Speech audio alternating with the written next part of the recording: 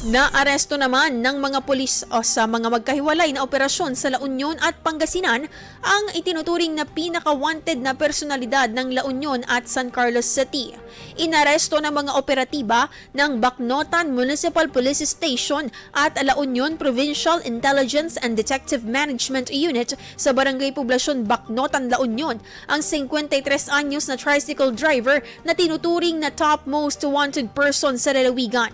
Hinuli ang suspect sa bisa ng warrant of arrest dahil sa paglabag sa Article 3 ng Republic Act 7610 o Special Protection of Children Against Abuse, Exploitation and Discrimination Act na may inirekomendang piyansang 200,000 pesos. Samantala sa San Carlos City, Pangasinan, nadakip ng mga operatiba ng San Carlos City Police Station si alias Atoy, 26 anyos, na kabilang sa listahan ng most wanted person ng lungsod.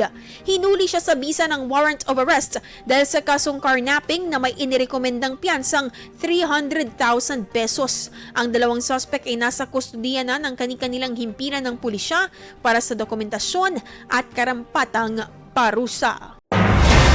IFM News. IFM News. IFM News.